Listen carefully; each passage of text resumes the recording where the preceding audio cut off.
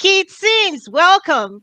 Thanks for the invite, Toyin. I'm excited about the call. Oh, I'm more excited. It's been what? We've known each other for like 14 years, right? It's At just least 14. at least 14. So let me formally introduce you because I'm just so excited. I'm ready to dive in. But Keith Sims is the president of Integrity Resource Management, and he has over 23 years of providing services to global technology leaders like CIOs around the world, and making sure they have the right type of resource, technology resource, and making sure they have the right return on their investment.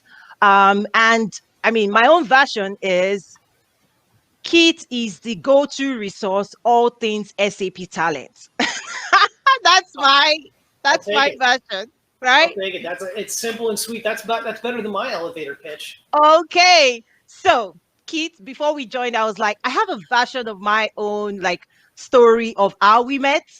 Like my version is very, very dear to me, but I've never bothered to ask you your version. So how did we meet, Keith?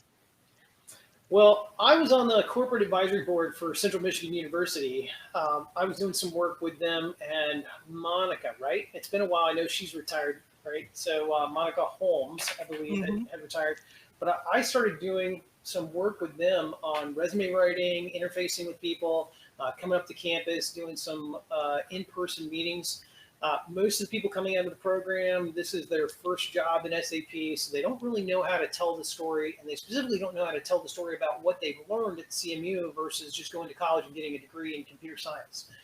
Most of the guidance they were getting was, "Hey, you have this degree. Here's some things you're interested outside of university."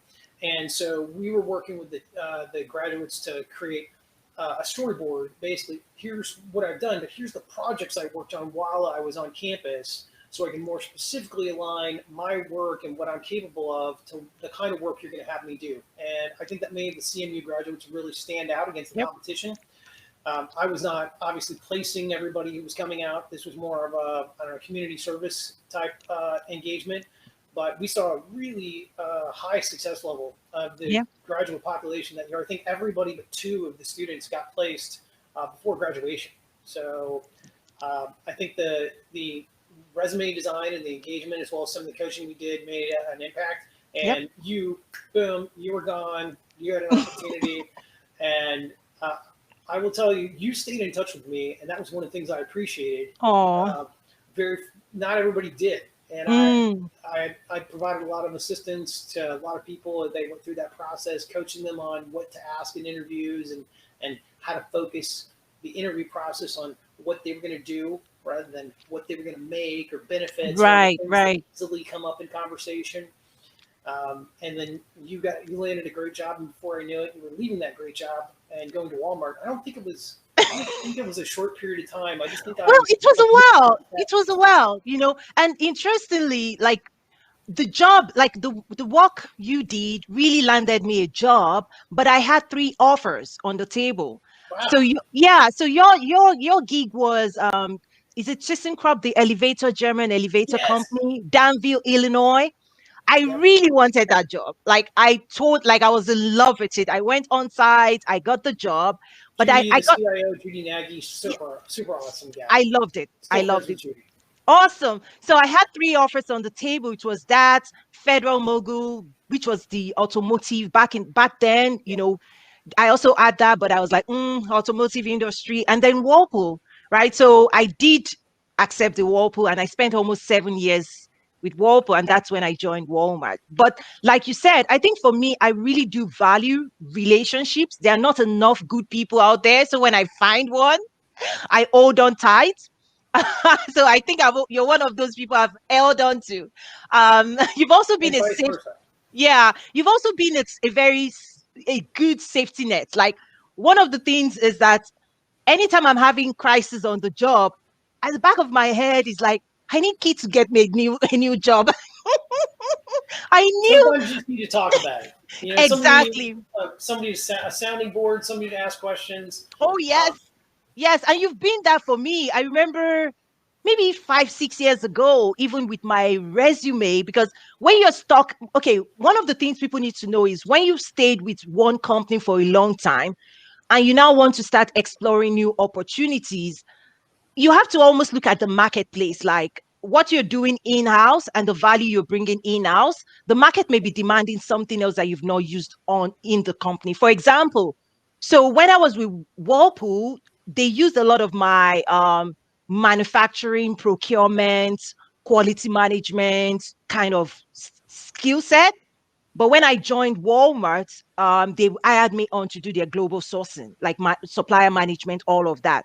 But one of the things I did do was I made sure I had conversation with the senior vice president to say, hey, just because you're not using this type of skills right now, I still have this portfolio of skill set.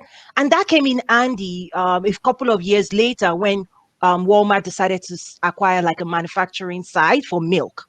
Many people don't know about the story, but they ended up venturing a little bit into manufacturing. So I was like, oh, Toyin, didn't you tell us you have manufacturing skills? I was like, yes. So yeah, this is so fantastic. Thank you so much. So great to catch up. So today, wanted to talk about like the global IT technology landscape, right? What does that look like? So what has COVID done within your space? Well, I will tell you, I think COVID has brought about rapid change that was happening already. It was going to happen, and it's one of the things we've been kind of working towards. I know you and I have had multiple discussions about the globalization of the workforce. We knew that we're moving into a globalization of workforce, and there's always that internal challenge. Where are people? What's the time zone there? Do they have the cultural match to be able to work with us? And what COVID's done, it's very quickly moved everybody to home office. And so all Mm, of a sudden it doesn't matter. Are you in Philadelphia or are you in Zimbabwe? Right? Are you mm, are you in Washington, D.C. or are you in Budapest? At the end of the day, it doesn't matter if the person can speak the language, understand the technical challenge, and address it appropriately and quickly. Internally in integrity resource management, we have kind of a strategy. Our internal slogan is the right person and the right delivery model at the right time. mm, And that's our goal every time we engage with a customer. It's not as easy as it sounds, uh, but it's easier now that we're mm. dealing with customers who are more open to hiring people anywhere in the world. Uh, Right. and that's a big change. That's a big change. In fact, we're currently working on delivering a global team for a client. We're trying to keep everybody in the same time zone, so we're actually working with a group out of South America to deliver a large portion of the application delivery platform. Wow. So before COVID, right, a lot of technology leaders, if maybe a smaller portion of them were open to remote staffing, those of them that didn't embrace it before COVID, how are they adjusting? Like, do you find that they're struggling with it, or they're like, okay, it is what it is? Like, how are they adjusting? Because some of them might be thinking, oh, I can't wait for this to be over. Like, I can't wait for this to be over. But I'm saying, is this going to be over anytime soon? So I think that's a great question, and the answer is both, right? Both. So Okay. the answer is both. There's some clients that are looking at this and saying, this is the best thing ever. Now I can just hire best of breed person anywhere in the world, and it doesn't matter. Mm, I want to do that. I don't want to wait to just find somebody local or somebody who lives down the street or somebody who's willing to move to Delaware or mm, wherever I live, Idaho. mm. Why do I have to try to convince somebody to move here if they can do their work remotely? Wow. Let's hire the best. And then I have clients that are hiring people again. Budapest. The former Baltics are full of really technically talented, capable people, not too far off our time zone. So they're seeing a lot of hires. But there's other clients that are looking at this and saying, "Yeah, we don't care. We want people who are committed to relocating here in 6 months." Mm, Um, I've had clients make the shift. So we've had clients who said, "Hey, everybody has to move here in 6 months or a year," and then they've gotten people started. And some of the candidates, some of the people that have started work, have come back and said, "I've been looking for houses in Baltimore or wow. DC, and the prices are so outrageous. If you want me to move there, I'll need 30,000, $50,000 more to even make this More. make sense." Wow. Wow. And at that point, those customers have come back and said, "Yeah, it seems to be working pretty good. Why don't you stay where you're at?" Wow. And we've also seen the shift in California as well. Some news of big firms like considering other regions like Texas to move. And you're in Indiana, right? Like I've lived in Arkansas. I'm now in Chicago. I know there's some work happening even in this city around technologies, talent, and all of that. Like, so I see I see that shift. But what do you think cities have to do? Like, what type of infrastructure do cities need to put in place to attract like technology workers? And I mean, this, to be honest, just watching the landscape, it's really fascinating because I Yeah. see the shift, but I suspect a lot of people are not ready, but they're slowly just trying to wait it out. Yeah, I think this transition is going to happen more rapidly than it was going to happen. I think it would have taken Wow. 15 or 20 more years, but I think we're going to see this happen again. There's going to be struggle. There's going to be pushback.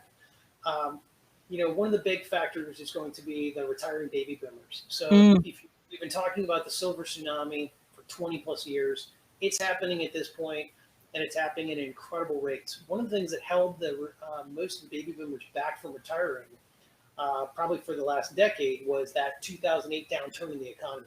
So let's say you're thinking about retiring and 2008 hits, boom, mm, your portfolio crumbles. right. And now it's 50% of the value or 60% of the value it was before that. And you were thinking you were retiring 4 or 5 years. We're going to Wow. put off retirement. Well, now the market's back. The Dow has hit over 30,000. A lot of the baby boomers that were thinking about retiring are looking at it and saying, yeah, I can afford to retire. We're pretty good.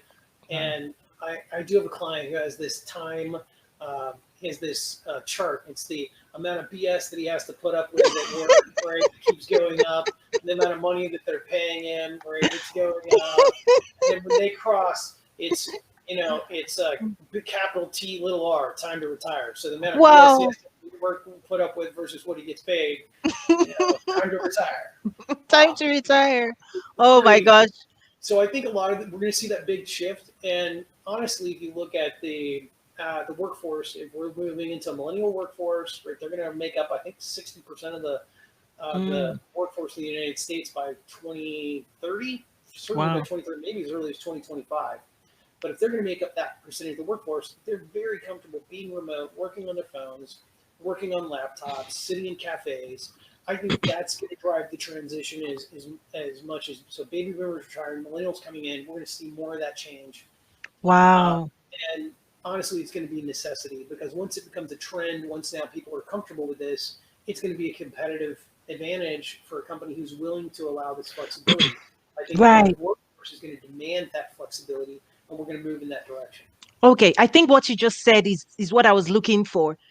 Is that shift going to be driven by the workforce, the makeup of the workforce being digital natives, or HR managers who just decide, right? But you said it, they're going to demand it. Yeah, the workforce is going to demand it. They're already demanding it. I have a major hospital network that we're doing business with. That just went live on a global ERP implementation, and right out of the gate, we're hiring people for them. They're based here in the Midwest, and we hired a guy for them as their ERP system administrator. He's not going to relocate. Lives in Florida. Wow. So we went through the interview process and thought maybe I'd relocate. And at the end, he said, "Hey, I want the job. I love you guys. This sounds like a perfect job for me. Can I just stay here?" And they came back Wow.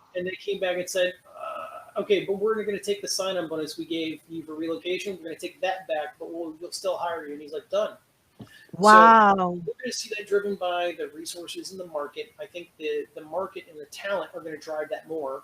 Um, I'll also send you guys. I know there's an international audience, so I'll Yes. send you guys. There's this digital nomad article that I found, and it lists out all the different countries that you can work in with very low visa costs. So you can go work in the Mm, Cayman Islands. I think it's $1,000 or $2,000 visa.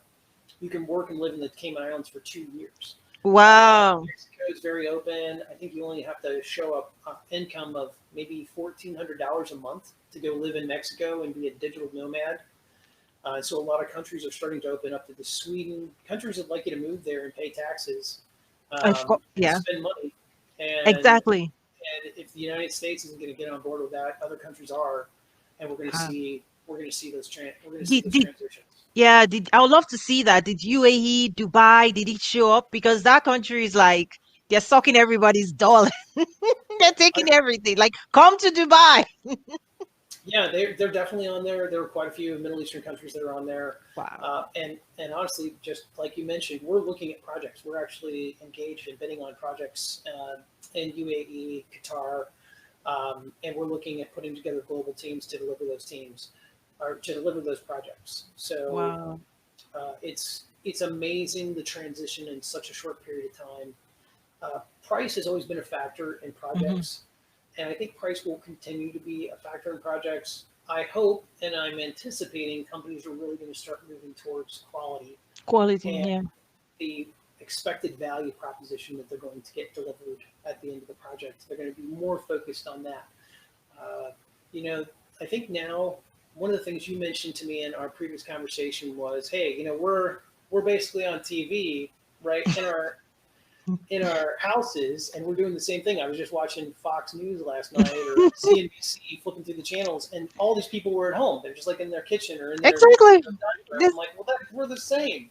yeah, technology levels everybody, makes everybody, you don't have your big studio and everything. So I think technology also allows emerging markets to be able to penetrate, global markets in terms of delivery of skills and talent. So let's talk a little bit about SAP. So before I did leave Walmart at that time, there were a lot of internal conversations when you talk about digital disruptions, all of that. How do you prepare? And I realized quickly that a lot of companies had invested in SAP, but there was this drive for speed. You remember, like SAP implementations, like 18 months, we go around, around.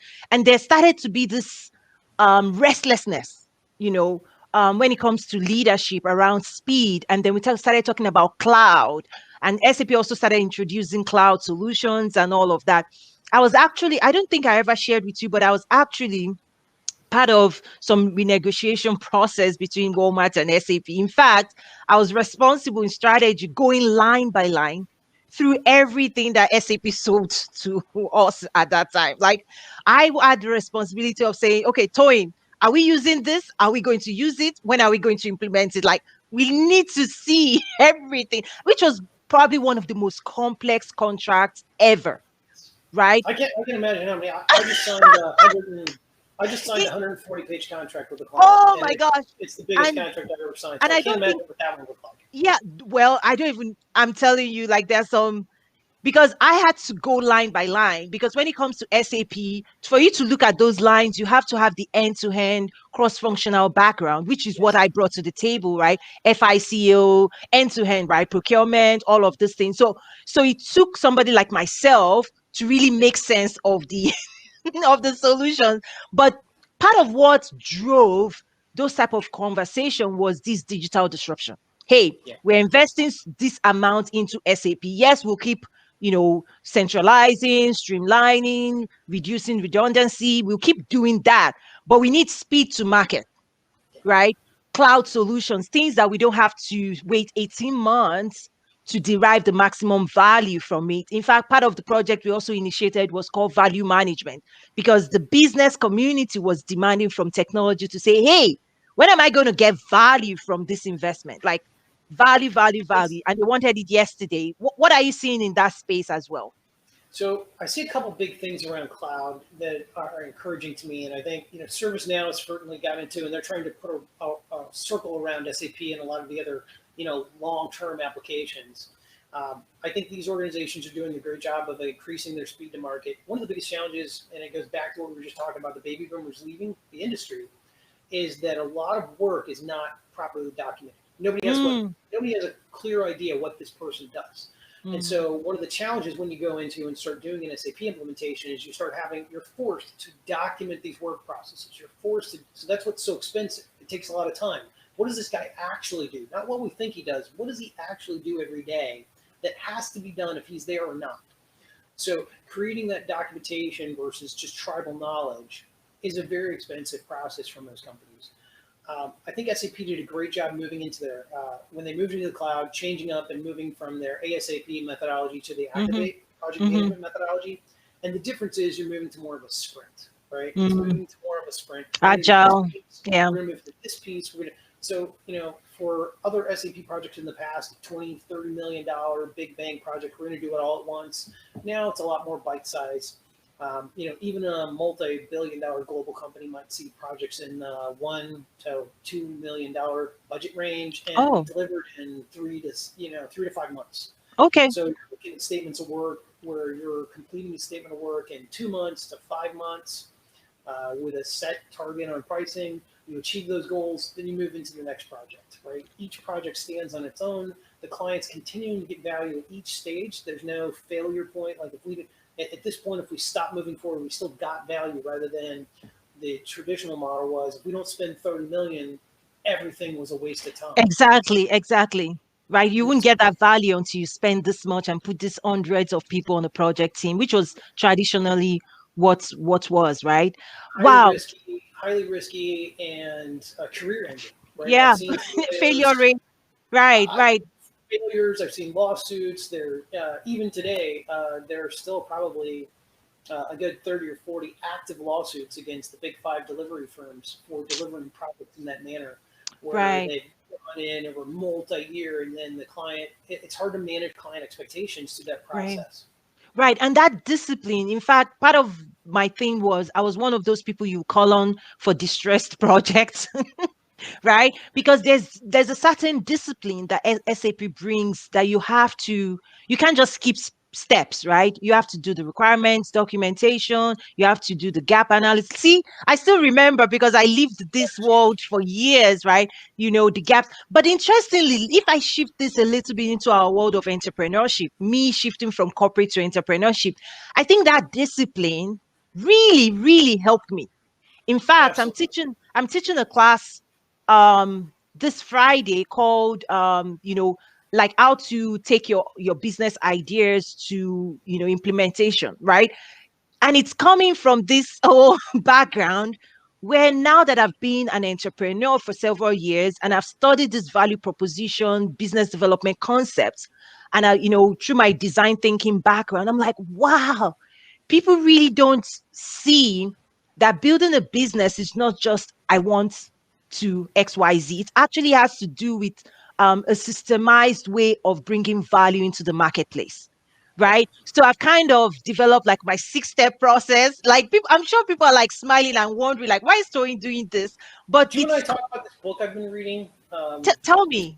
It's what is it? Hold on. I hope it's I not the got. same book I have. Hold I have a couple of books too. Okay, first off, David Meister. This guy, David Meister, he's got. So this is a good book, but it's actually I've got the other Nice. book. It's called The Trusted Advisor. It's how to be a trusted advisor for a company. This guy is a trainer for McKinsey, Bain Capital, Boston Consulting Group. So he has something he can speak to. The better book is called Strategy and the Fat Smoker. And Ooh. it's a great title. It hooks you because you're like, Yeah. where is he Mhm. going with this? I got to Exactly. know. But the point of it, if you get down to the gist of it, is that no one wants to be fat, and everybody knows you're not supposed to smoke. So why do we have Mm, fat smokers? Okay, and mm, if you think about that, well, we have fat smokers because people eat too much and they don't exercise enough, and then they just smoke because it's there and it's convenient mhm, and they don't want to stop. And so at the end of the day, where strategy comes in is it's not that we don't know what to do. We don't need mm. someone to tell us what to do. We need to create processes and engagement Follow. tools that we will consistently follow that process because customers are not paying us to deliver occasionally, right? Hey, Exactly. I'm pretty good at this when I want to be. I'm not great all the time, but maybe you'll get lucky. Go ahead and sign the contract. No, They don't no, want that. it doesn't happen. In fact, the one of the most difficult things ever is to get people to part with their money. Right? I So know a from little bit an about this.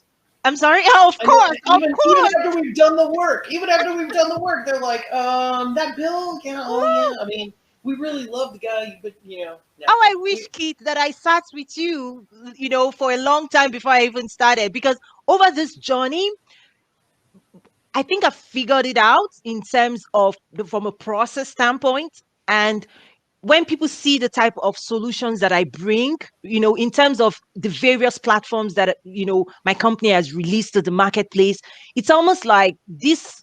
idea of how do you take your idea quickly, more like what they do in Silicon Valley, right?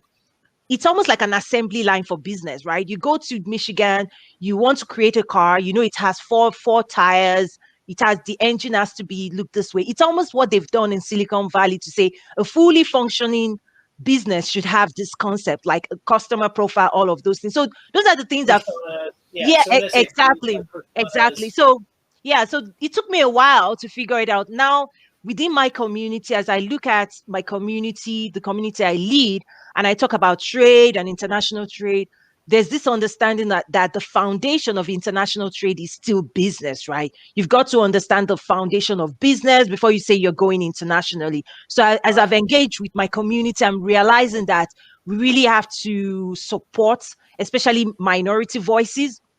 We have to support them with this skill set, like those skills that we have from big brands, that the Amazons, you know, that they use. It's not readily available to SMEs and small leaders, small businesses, right? So that's just something that I'm now learning and pushing out there to say these are concepts that have been around for a long time. And I don't know, I have a couple of books myself. Let's see if I don't topple anything now that Well, that we're exchanging books.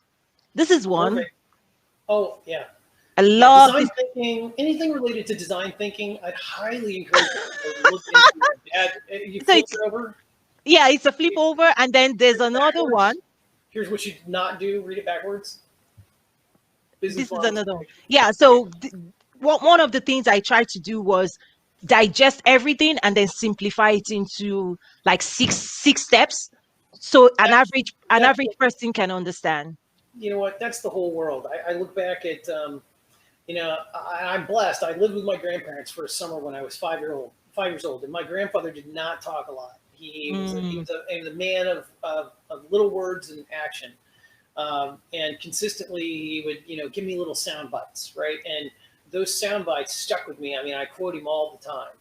I'm always quoting him to people, and so what I realized is that you talk we talk so much, and people can only remember so much. So mm, you have to be able to break down your concept into something really wow, short. Now, wow, back to you were talking about how business works a certain way. The reality is everything works the same way as business, right? wow. Okay. Everything, your family, your Mm, kids, right? I will tell you one of the things I learned starting as an executive recruiter is I met a lot of guys who had a lot of kids who were big time executives. And I thought wow. in the beginning, when I was 25, 30 years old doing this, I thought this guy's got a lot of kids because he makes so much money. Oh, okay. That's what I thought. I mean, it's a fair assumption, but it's the opposite. That guy Wow. makes so much money because he has so many kids. You can't Oh. fire your kids. You have to figure out how to manage them, no matter Mm. how unruly they are. And if you don't figure it out, things are going to get a lot worse. So Wow. you got to figure out how to manage your kids. I'm going to tell you, I have 3 kids. I wish I had more. Oh.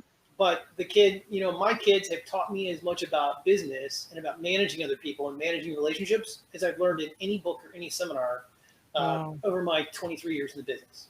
Wow. So having kids, learning from your kids, you get frustrated with them. Remember, you can't fire them. You have to figure out how to connect to that person, and that's going Mm-hmm. to make you a better manager with everybody else. The one Right. thing you have to realize, I talk to a lot of people moving up the ranks into management, and they're like, "Yeah, I want them to make me a manager, and then I'm going to tell people what to do." When I was coming up the ranks, I kind of had that same concept. And I remember my boss looked at me and said, when you're going to be the manager, we'll know you're the manager because everybody will look to you every time they have to make a Mm. decision. They'll start coming to you because you're the most insightful, you have the best ideas, right? You consistently know how to get work done, and you don't shirk responsibility. And so when I think about when my guys call me with a question, they're like, hey, I don't know how to do this, immediately it's, let's do it together. Wow. Let's pick up the phone. We're now. And the other thing is to create habits of action. I love Tony Mm. Robbins. I haven't created like a plunge pool outside my house yet. It's at like 45 degrees, so I can run out and jump in it every morning. Go, woo, I'm awake. You know, but you do have to create habits of action in your life. Figure out Right. the things that you should be doing, and don't make excuses. Just go do those things and do them consistently and Wow. track. Right? It's like going to the gym if you go to the gym and you don't keep track of the exercises that you're doing, then you'll do it the one time, and then the next time you won't do it, right? And you make note Right. that. And I admit I actually went through physical therapy last year because I was running on a treadmill, and the entire back of my legs, I had all these knee problems because the back of my legs atrophied because there's no push off on a treadmill. You just lift Oh. your leg up, and the treadmill moves. Oh, It's totally wow. different than running outside. All of our lives, business, personal, professional, we fail to consistently realize that we're on a treadmill and we're not pushing off. Part of our Mm, body is not getting exercise. Part of our mm. marriage is not getting exercise, or our personal relationships. Um, the one thing that I say is bitterly different between business and personal relationships, and this is something I encourage everyone to take heed of. You cannot be efficient in personal relationships. I love it. You have to engage with people. And Oh what my I gosh. always loved about our conversations is, I get into a conversation with you, you're in, I'm in, time flies by, 45 minutes later, Yeah. oh my God, I'm supposed to be doing something else. But, there's this connection and we share Yeah. information. I Ca- learn something every time we talk. Yes, same, likewise. But like, may I share one of the big shifts I had when it comes to personal development and personal relationship? Yeah. It actually happened during a Dale Carnegie. I was taking a Dale Carnegie class at Walmart, and I think it was how to make friends and influence people. I think that was the class, and something major happened for me in that class, which was, I mean, because personal development is so much part of even our effectiveness, whether on the job or even as a business owner. So what what I realized then before that time was I was being very logical with my relationships. So I love chess. I'm a programmer. Yep. Whatever you put in, you're always anticipating the outcome, right? Like every engagement, you know what you want to get out of it. So you're like, what do I put into this conversation to derive the value that I'm trying to get out of that conversation? That's kind of like the logic side of us, right? Which I played heavily in. It's just natural for me. Me But too. what I, I used yeah, to be an organic chemist, right? So, true, right? So, but what shifted for me was realizing that I cannot control outcomes when it comes to my relationship with another human being, right? That the best thing I could work on was showing up, my full authentic self, and just trusting that, so it forced me to actually pay attention, right? And then react based on the feedback I'm getting. That was so big for me. That was big for you me. check that box, you don't have to think about that anymore. Right. I don't, because I mean, it You was, know, I have to think about that every day. Every it's day I have to think about, in every conversation I have to prepare for, to remember that, this person needs to do whatever they need to do. Right? God exactly. put them on this planet to do what they need to do, and maybe it's to do what I want them to do. Maybe it's not. Right before this call, we had a call with a guy who was supposed to start work with a client, and he was trying to push back the start date by like a month. Mm, And we had to go in and say, "Hey, I don't know what's going to happen, but they could say no. Is that okay with you?" And he's like, "Yeah." I'm like, "Okay, well, it is what it is, and we got to know." So, what was it? Another one of our quotes that is, in business, it's always better to know than not know. Right? mm, true. Sometimes in your personal life, maybe you don't need to know. Mm. Sometimes Well, you don't need to know. I agree. Or sometimes you don't need to share. Yes, yes. In your main relationship, you probably just need to put it all out all the time. Good, bad, and different. This is who I am. Just like Right. me or not. I don't know. Hopefully, Exactly. you Yeah. still Oh like me. my gosh. Like this is something I care daily about. In fact, in my new like when I started building my business, I didn't have time for all of this personal development and sharing. But I'm trying to create space for it more, because a lot of times people see the results of our work, right? The results of your leadership in your work. But maybe we don't share enough of the behind the scene of the investments we actually make in becoming a better person, Right. right? The reason we are deriving those results. Like someone was saying, Toyin, you're one of the influential people I know in the world. I'm like, that's a result, right? That's a result. The work that I do and all of that. it's a result of my commitment to personal development, Yes. right? Of understanding people and showing up as I am and making sure I'm listening really well to stakeholders and then making sure that I'm designing based on that. In fact, just yesterday, one of the potential clients that reached out was actually, I was explaining to them that when I left Walmart, it was like within the trade space, I already see the future when I say trade with Africa. Most businesses start building the technology and then they try to bring that technology to the marketplace. I Right. actually did it in reverse.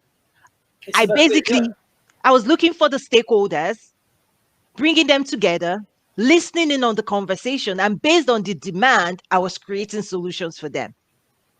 So I remember. So thank you. I haven't thanked you enough. Remember, is it 2018? You drove down to Arkansas. I've also Lisa and I recruited. came. And this is another one of my. It's another one of my tidbits. So we listened to. You ever heard of Blinkist? Blinkist. Yes, I'm going yes. to put in a plug for them. I love them. They're so great. But we listened to probably, I don't know, 18 or 20 books on Africa on the way because there was no good way to get to Bentonville from Indianapolis. Like it was going to take us 14 hours to fly. Oh my gosh. And I'm like, well, I'm not doing 14 hours to Ah, fly and taking the control out of my hands. If I can drive there in 10, I'm just going to drive there. oh my. So we just drove and we listened to 14 or 20 books on Africa on the way there. And we learned so much about what was going on. And then when we got there, that's why I don't know if you remember, we got invited to that after party because people were like, these people know so much about Africa. How do they know this stuff? It was Toyin, incredible.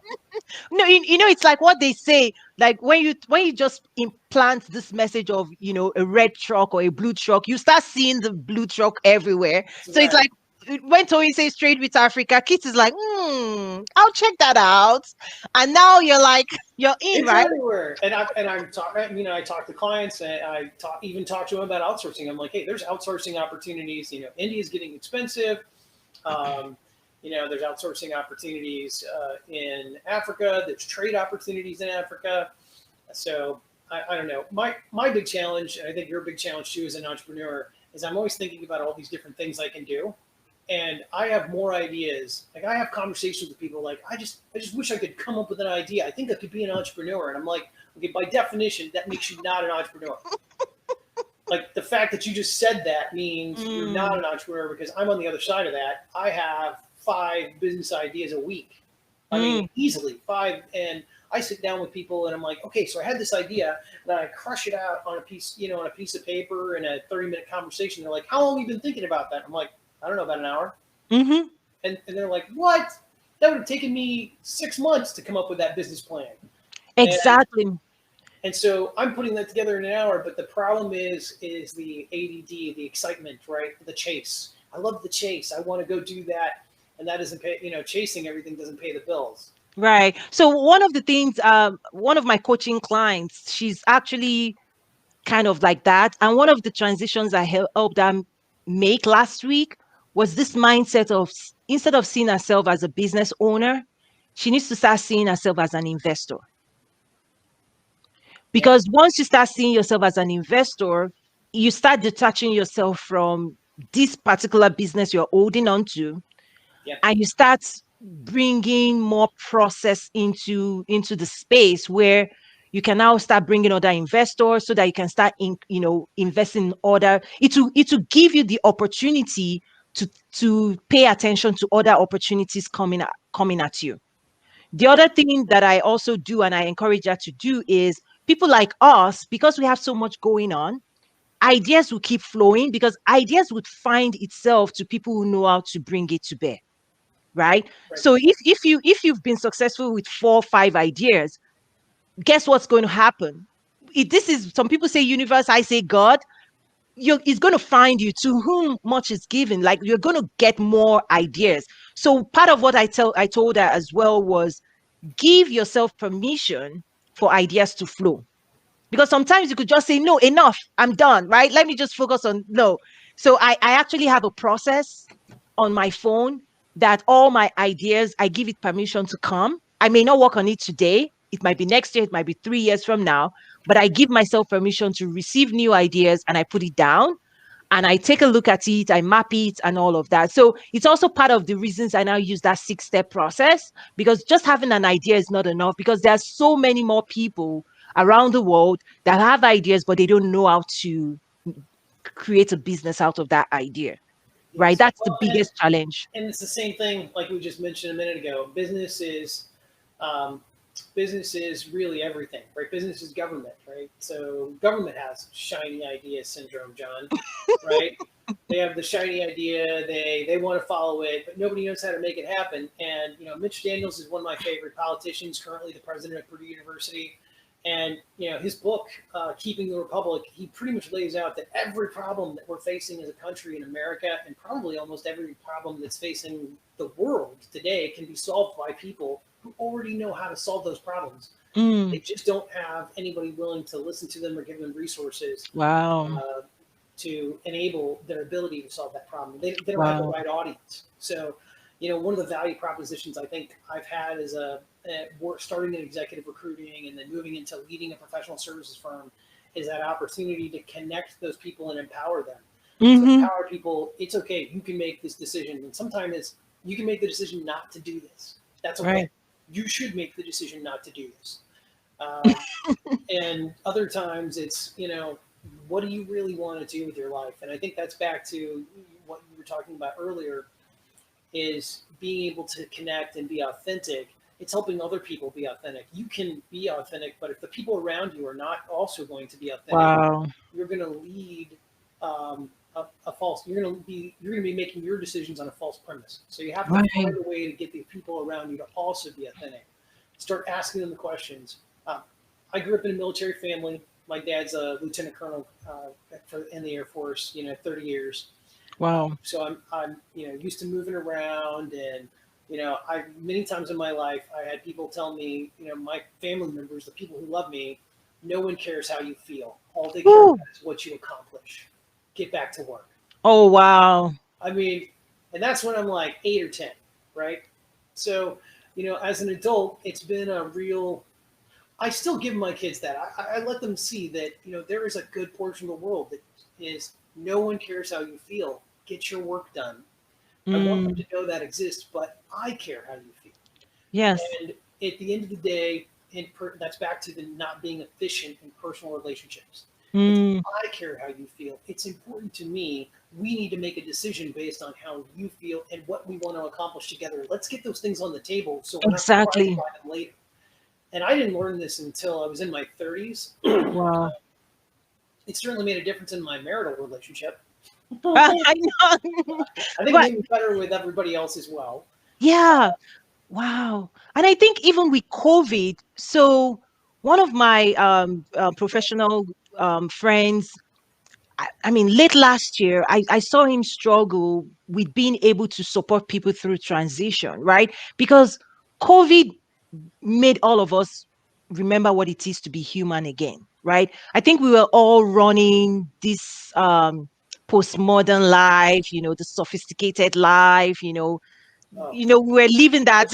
and honestly, too busy. I mean, when COVID hit and all the spring sports got canceled and we started spending time with our kids, I was like, God, if it wasn't for COVID, I would have been going from 4:30 to 8 p.m. 5 days a week, and then have sports stuff on the weekends too. And Right, right. But leaders, even in companies, had forgotten what it meant to really pay attention and listen to their staff, their biggest assets, right? So even a lot of the C-level leaders that came out of MBA schools and were all about the numbers, I suspect that they struggled big time with the emotional ups and downs that they had to deal with COVID, right? It's like, I need that project, you know, project deadline. Well, I have to go take my kid. There were odd. I think we started finding that there were other more important things than just deadlines, like deadlines that we had created for ourselves. There were other human dynamics, with people losing loved ones, with COVID, and one of the leaders that I've always looked up to, and I think that's the type of leaders that are winning during this time, is the CEO of Walmart, Doug McMillan. He's always been a leader that led from the heart. I don't know. it's just been so authentic, to listen, right? To listen and pay attention and not just say, I'm all about the numbers. Show me the numbers, right? So I think the time we're in right now requires a new type of leadership. And I'm trying to find the best way to describe that type of leadership. It's results based, but definitely also factoring in the shifts in humans, right? Our customers have shifted, our clients have shifted. How are we navigating that? Are you seeing that as well? Yeah, I would say that the biggest thing that I think we've got to come to terms with is pushing down decision making. A lot of Okay. companies created structures by which they held back decision making because everybody was in the same spot, right? If everybody's in the Okay. same spot, then you can go get approval from this guy. But if that Mm. guy is taking his kid to school or he's working from home, and he's got a plumbing guy at his house, he can't Hmm. give you the approval right now. He may not be So available. workflows. The workflow gets stalled, and so we have to redesign the workflows to enable decision making to get pushed down, especially decisions that don't have high cost. Right. We had a client that was onboarding a consultant, and the consultant just wanted his email address to be his first name and his last name, but based on their methodology, his email address had to be his first, middle, and last name because that's what they did. Wow. And the consultant is upset about this because it makes his email address really long, uh, and it's not what he typically goes by in his professional life. So he's upset about this, and there's no reason, right? There's no cost to anyone internal to do this for him, but it takes like a week and a half to go, and we have to get approvals all the way to the vice president of operations at a 1,500 employee company to allow this guy to have his email address be his first name and his last name instead of his entire name, just because that's Wow. what's on his passport. I mean, Wow. that's a huge waste of time. And we Wow. need to be able to push decisions, especially decisions that don't matter, down to the individuals, or decisions that have minimal negative impact. We need to be able to push those down. Now, we can put in place things to um, keep master data governance, to keep Hmm. Hmm. organizations, from going off the cliff or breaking any Right. major rules, but Right. reserve decisions for people that don't need to be made. Push those decisions down, and that's where companies are seeing the companies that are doing this are seeing workflow improvements from people working from home. They're seeing people make faster decisions, projects get delivered faster, people being more flexible and creative. Right. Whereas before, everybody was working 8 hours at the same time. Well, now if you got to wait two Flex. hours for the next thing, you know what? I'm going to go walk my dog. I'm going to go to the gym. Right, I'm going to go grocery shopping, and then when I come back, this guy will be done, and I'll put in my time then Right. because I still need to do about 8 or 9 hours of work today. But if I'm just going to be waiting, I won't wait and then not do the work. So then this flexibility, rather than having everybody working on the same timeline, is actually enabling some clients to see 15 to 30% increases in performance. Right, right. And even for me, even from an entrepreneurship standpoint, what I find is I listen to myself. So there are days like I'm, running so fast, I'm doing so much. But then there are days like this week, I'm like, you know what, chill, take a moment, because productivity I also has to do with like, you need to know when to change your tires, right? As humans, right? We also need to, think about, um, you know, growth, feeding yourself, and not just performing all the time. So I think those are things that more of HR teams needs to look at from a productivity. Productivity now looks different. What each staff is looking for looks different as well. So thank you to those joining us. I see Ade Dyer from Lagos, Nigeria. Bemini from Lagos, Nigeria as well. John, thank you for joining. Uh, okay, John says, me too, ideas are not the issue.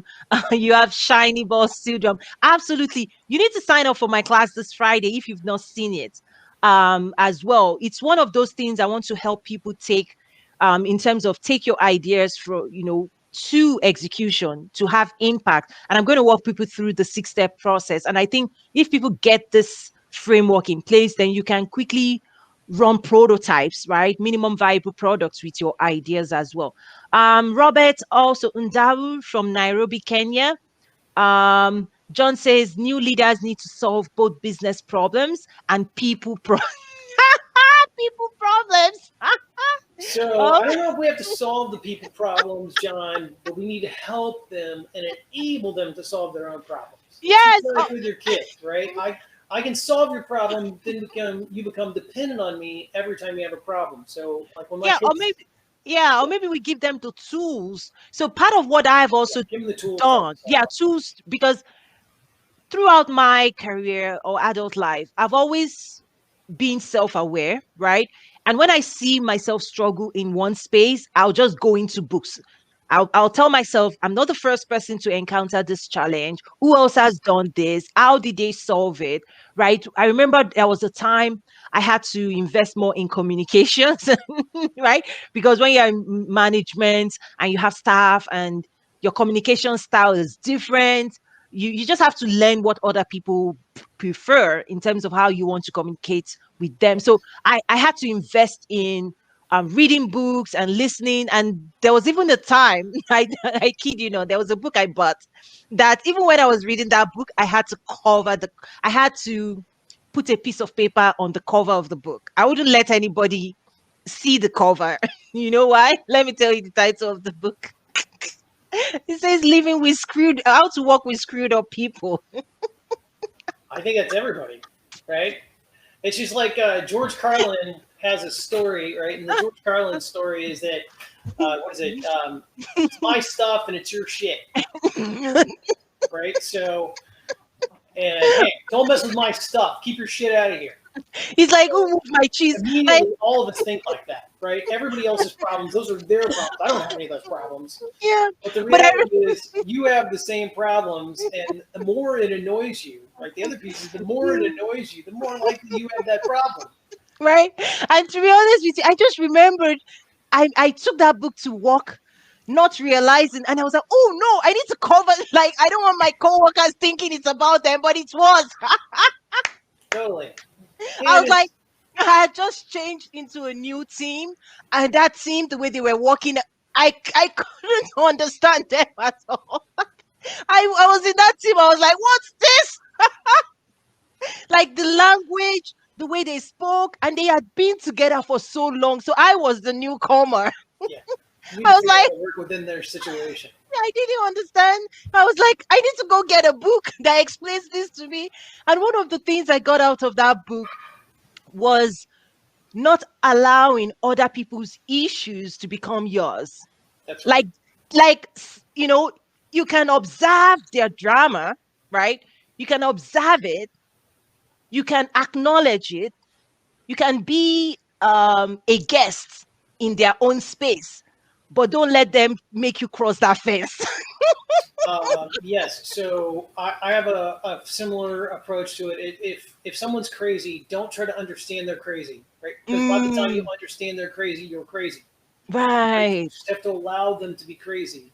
Exactly. That's a And good one because my analytical problem solving mind wants to is fix it. always, yeah, I want to understand. Right. I used to think like when I understand, then I'll be able to respond better. I'm like, no, I don't understand. And it's okay for me not to understand. It's okay if you're not going to I understand. don't need to understand. I'll listen. I acknowledge you. I see you in your space, but I'm like, okay, Yeah. okay.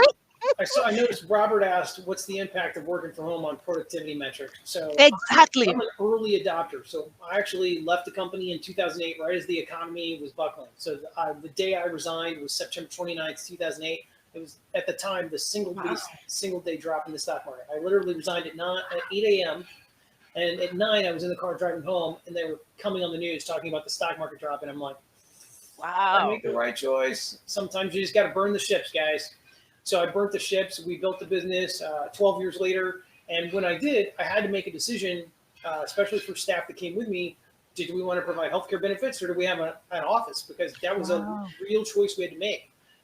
The office was going to be expensive enough that it was going to wipe out those funds, and we couldn't take the risk of doing both. The capability of making that decision around the office, I asked everybody, how do you feel about this? Can we work from home? The initial transition is difficult. People Mm, have to create strategies. I'm going to tell you, I've been working at home office for 12 years, so you got to watch your distractions. Schedule getting up from your desk. That's the other thing. You can't sit here all day and not move. mm, So I wear a watch that helps me know how many steps, and I know how many steps I should be taking throughout the day. So if I haven't taken enough steps at noon, I'm going to go walk the dog because I got to get away from the desk. Like you said, it gives you perspective. Mm-hmm. And I make my staff do the same thing. I'll call them up and be like, "Hey, when's the last time you went to the gym?" Mm. What? I'm like, "When was the last time you exercised?" I feel like you've been really stressed on our recent calls, so I have to pay attention to stress Mm. levels. Kind of guide them back to, "Hey, you need an outlet. You got to make sure you Mm. balance. You got to balance what's going on." But the other piece is, I would say there's two factors. Number one, allow them to create their own process and document it. So Mm. when I go back to my staff and tell them, hey, you're going to do this in this order, I say, okay, I would like you to document what you think you need to be doing each day to be successful, and then create a schedule telling me when you're going to be doing it. Mm. Uh, Mm. they provide that back to me, then I give them input on it, but it's still Mm. theirs. So we have a conversation back and forth, and we agree to terms. What is it you're going to be doing? Mm. And then I hold them accountable. Like, so I'll touch base with them. I just set quick reminders. Hey, touch base Wow. with Sam. Ask how recruiting's going. So if he's supposed to be recruiting or making sales calls, for the first 2 hours on Tuesday at 10 o'clock or 9:45, I'll shoot him a text and be like, drop me a line at when you take your break and let me know how that went. Wow. Any issues, right? So then I just got little reminders and I just pop him a chat, right? So he gets a chat from me, so it feels like he's engaged. So that's part of the process of working remote and having global teams. Is you have to have constant communication. People can't feel like they're on their own in their house and they never hear from you unless it's something valuable for you. That seems Mm. selfish. So you have to avoid this perception of being So selfish checking by in. communicating with them and asking them how they need help, and then when they need help, coming through. It's yeah, yeah, it's easier. I think you're right. Opening that channel of communication ahead. So when they do need help, it's easier for them to reach out as well. That's fantastic. So I'm going to shift. I'm looking at time, but I really do want to also talk about when it comes to the global delivery space and how can Africa fit into the technology recruiting, right? So we all know India has been a source for technology talent, right? Technology talent for years. When you think about the growth, the youth's growth, and what's going on with Africa, do you have any thoughts right now? Like, you know, okay. So everywhere in the world, there are opportunities, and in technology, there's constantly new technologies, right? So I think back, there's a guy named Jeff Lewis that I worked with. He came to me probably 15 years ago, about the same time I was talking to you, and he was really interested in Pentaho. I didn't even know what Pentaho was, but Jeff was so Mm. passionate about it. I said, "Hey, we've got this job. Don't take it. Don't take this Mm. job. It's a SQL DBA job. You're going to be bored. You're going to hate yourself in 2 years. If you're Mm. that excited about this, go do that work." 15 years later, the guy's, like a VP, a global Google Cloud architect for one of the biggest companies Wow. in the world, 115,000 employees. I mean, he's sought after to design systems, and he's in his early 30s, early mid Wow. 30s. Right. The reality is that opportunity is there every day in technology. You have to find Mm. technology that you're interested in. I would say number one, you're interested Mm. in. Number two, you think as a future, meaning it's going to gain ground. Mm. Everybody should be able to do some basic picking of these things. And then the Mm. next is stick with it, find the work, keep doing the work, stay focused on becoming an expert. What does it take to be an expert? It takes working every day, just like we talked about running a business. You can't run a business if I show up and I can't have new customers if I show up and I do 5 sales calls a week. Mm. I got to do 5 to 10 sales calls every day, even though I've been doing this 23 years. Mm. Sometimes I'm doing 30 to 50 sales calls a day as we're ramping back up with new customers. So you have to create what that stability is. Where are you going with it? Most of the technology platforms have certifications. If they don't, they Mhm. will. They'll have some kind of certification program you can follow. And anybody in the world can do this. A lot of the tools that are out there, like Atlassian, Pega, Tableau, offer free training. So if you've Mm. got the internet, you can do free training and start working on stuff and start finding small projects to do. Um, Right. I think people in Africa, if they want to get themselves to that point, it's going to take an investment of 2 to 5 years to get yourself to that point, and build up little teams of people. Find people that can support you that have similar interests. Work together to really enhance and hone your skills, and then you're in a position to offer yourself as a team to a client. Mm. Meaning, I don't have just Robert isn't the only guy. right? I've got 4 or 5 guys, so if something happens to Robert, he gets sick, right? Um, something happens with his family, my whole project is not going to be held back. Like he has a team Mm, of people capable of delivering this. I think that's what that- people in the United States are doing. That's what people in India are doing. Um, and in fact, one of the things I've been looking at for integrity resource management is to start create a co-op model. So, okay. What um, does that mean? so great question. So what we found is that let's say in SAP information lifecycle management. Information lifecycle management is how you figure out how much data you need in your active system. So if you Hmm. transfer from being 100% on premise and your servers are very cheap and now you go to the cloud, you don't need all the data you've been sitting on, and it could cost you 5 to 10 million a year to use that. So, but these projects are pretty short, 2 to 3 months. The guys that are really good at this work are really good at this work, but they're not good at selling what they do. Mm, And they want to do the work, they don't want to sell the work. We found the same mm, thing in multiple specialties within SAP. The guys do the work, they want to kind of run their own business, have their own little team, 4 or 5 guys that they work with. They're really good and they all trust each other. And they're building up these little teams, but they don't know how to sell, they don't know how to market, they don't know how to find new clients, and they don't know how to tell the story. They think mm. and this is also the disconnect between business and technology that you and I were talking about earlier. Their perception is if I can tell this client all the stuff that I know technically, they'll clearly hire me because I'm so smart. No, no. No, they only want to know about what they want to know. Exactly. Value. What's your proposition to them? What's going to What make their life better? how can you solve my problem? How can you Yep. save me money? How can I get my promotion or my bonus because I hired you? Right? And is this going to take 3 months, 6 months, 2 years? Like when are you leaving? And that's another thing that they need Mm, to have some understanding. So we've been working to create kind of a go-to-market strategy to work with these teams. We mm. represent them as part of our co-op Oh, and God. introduce them to our customers, existing customers, and market them into other customers so they can kind of trade on our brand. Also, that we're already an SAP partner and we've got the Wow. appropriate insurance, and we can look at a 120-page contract, which is going to blow them away. And I can look at it and figure out the 5 or 6 things I need to get, signed off on and changed so we can move forward and deliver what the customer needs. Wow. That's brilliant. Oh, I don't know. See, that's one of those It ideas I is. came up with in about an hour, and I was Like like, my maybe I should do this. my brain is really I'm wrapping my brain around this. Hmm. So our Kid. plan, our plan for 2021 is to work with these experts, these groups of experts that are really poor at marketing themselves and bring themselves to market, and bring them into customers, get them doing more So business, and then build business yeah. around them. And what it's this means is you're also going to market this to them in a way that they trust you and bring you on. That's correct. So it's almost like a rev share, like revenue share Yeah. kind of. Wow. And honestly, it'll allow us to scale. So one of the biggest things Yeah. I've looked at is, I started looking at some kind of affiliate model. How do I scale? And you look at a franchise model is probably not appropriate, right? I want to bring people on that are passionate, engaged, and they have an ownership mentality. Well, how do you keep people having an ownership mentality? Is to make sure they have a stake in the business, Hmm. or it's their business and they're just operating like under your brand, like they're Mm. operating under your brand and working with you, but they still own the business and their revenue streams coming through you as part of the brand. Right. This is so fascinating because I do have so many people following my work, and I have a membership platform as well. And I've gone through a lot of growth in terms of what it was I wanted to do in terms of trade with Africa. I was all about let's buy and sell.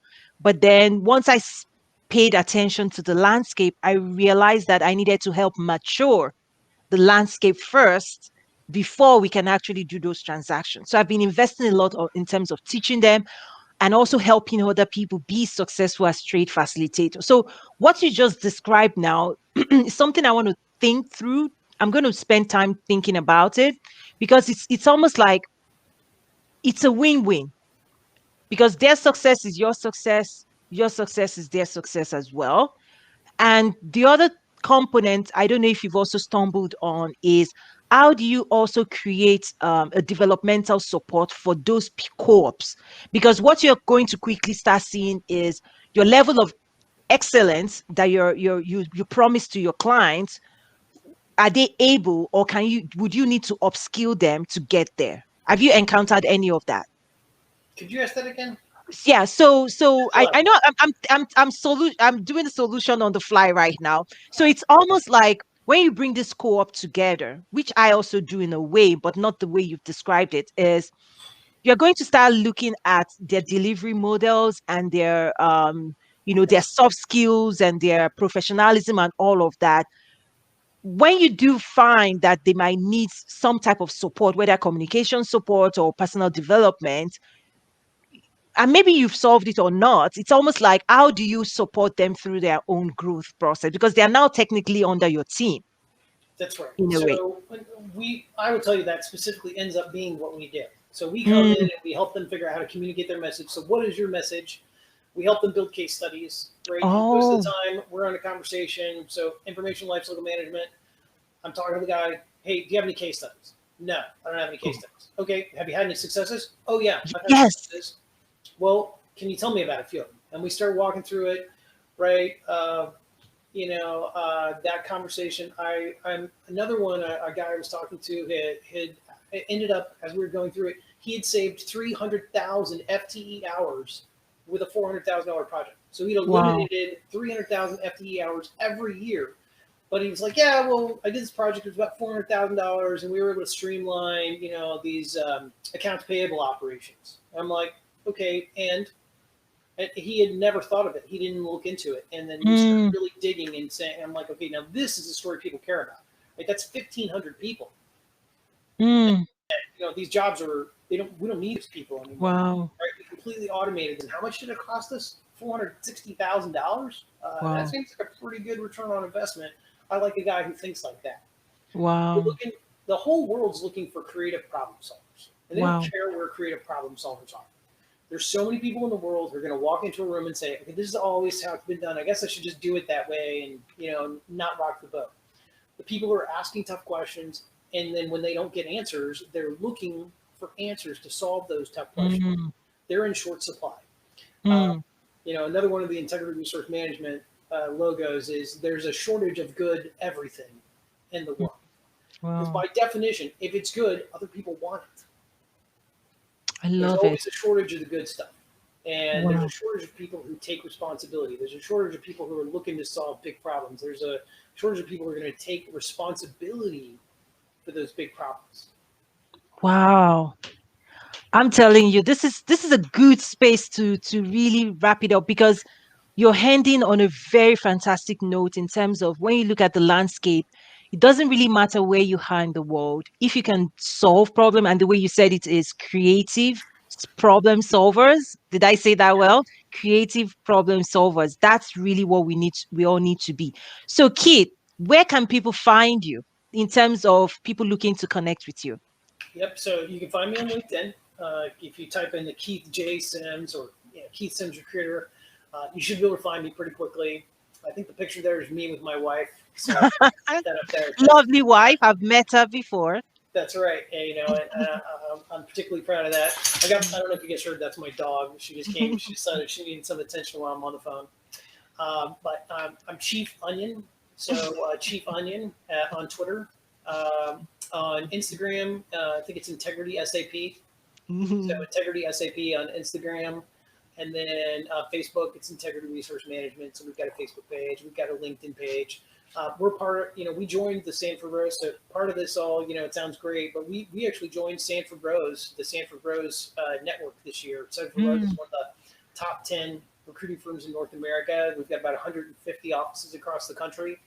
And, if there's a space, I work specifically in SAP ERP applications and ERP, I would say enterprise application deployment, delivery, sales, support, and management, right? yes. So it's very specific to enterprise applications. But within the Sanford Rose network, if you're a metallurgist or, a controller, if you're into, you know, uh, commodities trading, there's someone, I guarantee you, that specializes in exactly what you do. Hmm. So if I'm not the guy for you, don't feel Yeah. compelled to, I'm the guy that only can be the guy to help you. It's sanfordrose.com, SANFORDROSE, sanfordrose.com. and those guys have provided incredible support to us in helping us kind of manage our website, some of our Oh, public nice. relations, and that's taken a huge weight off me. And I see that model continuing to grow through everybody. And in fact, if you guys have seen, I don't know if anybody's seen some of the recent articles, but I've been in CIO magazine Yes. and quoted very consistently on the Enterprise Project. I've written a couple of articles for Comparably. We started doing some CIO interviews, and I'm going to be publishing a few more. I've actually got four I need to write up and publish them, but I've already done four more interviews of CIOs Yay. America that have 20 plus years as CIOs. What does it take to be a CIO? Because you think about it, everybody in technology is like, what's your goal in your I career? want to be a CIO. CIO. Do you know what that means? Do you know what it Mm-hmm. takes to be a CIO? How much you have to give up? And back to my grandfather, he told me many times in my youth, anyone who has something you don't, remember, they gave up something that you weren't willing to or Mm, weren't able to get it. mm, Don't ever envy anyone. mm. You got to Wow. make the commitment. What are you willing Wow. to give up to get that? Mm. Wow, wow, wow. That's massive. Oh, and so Sonia, I see you. Thank you for joining. She was at my 2019 event as well. Oh, great. Thank you. Yeah, yeah. I trust there's so many people around the world that follow this work. And you know, I want to say thank you to everybody that joined us.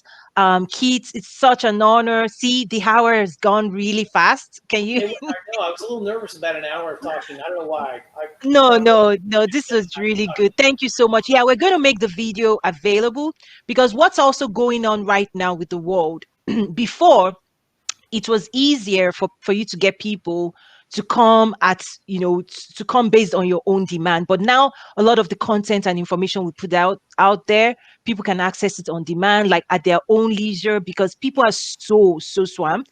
So the video is going to be available on YouTube and also at nazaru.tv. So we're going to make that available.